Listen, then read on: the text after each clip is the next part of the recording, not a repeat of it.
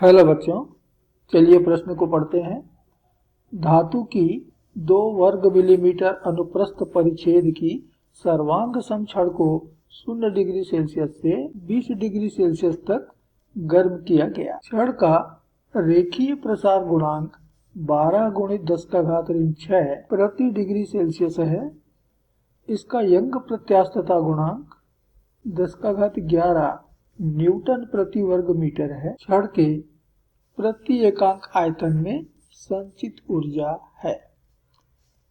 इसके लिए हमें नीचे विकल्प दिए हैं, बताना है कि कौन सा विकल्प इस प्रश्न के लिए सही उत्तर होगा। तो इस प्रश्न के लिए जो मुख्य अवधारणा है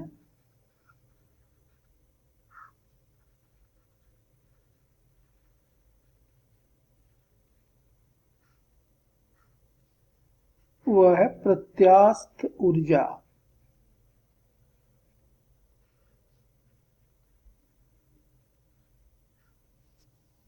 हमें प्रश्न में कुछ भौतिक राशियों के मान दिए हुए हैं। तो पहला तो दिया है धातु की छड़ का अनुप्रस्थ परिच्छेद का क्षेत्रफल अर्थात A, ये दे रखा है 2 वर्ग मिलीमीटर अर्थात 2 गुणित 10 का घात ऋण 6 वर्ग मीटर। दूसरा दिया है छड़ के ताप में परिवर्तन डेल्टा टी। ये 0 डिग्री सेल्सियस पर था, उसको 20 डिग्री सेल्सियस तक गर्म किया गया है। तो छड़ के ताप में परिवर्तन हमने लाया 20 ऋण 0 अर्थात 20 डिग्री सेल्सियस का। और हमें दे रखा है रेखीय प्रसार गुणांक अर्थात अल्फा, यंग प्रत्यास्थता गुणांक अर्थात वाई। एक दो मान हमको और दिए हुए हैं।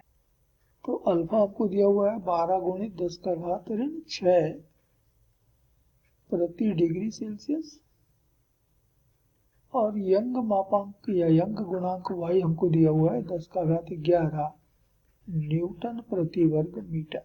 तो छड़ को गर्म करने पर तापीय प्रसार होगा। तो छड़ का तापीय प्रसार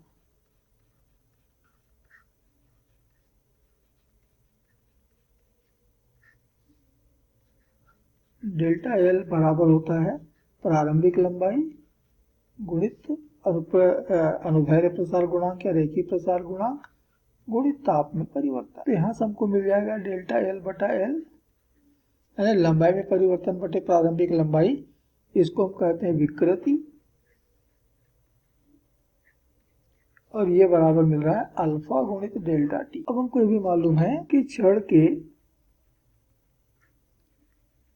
प्रति एकांक आयतन में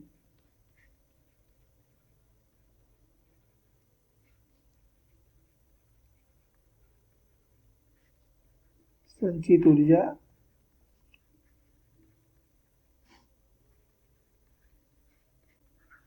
स्मॉल यू बराबर होता है 1/2 गुणित यंग मापांक गुणित विकृति का वर्ग।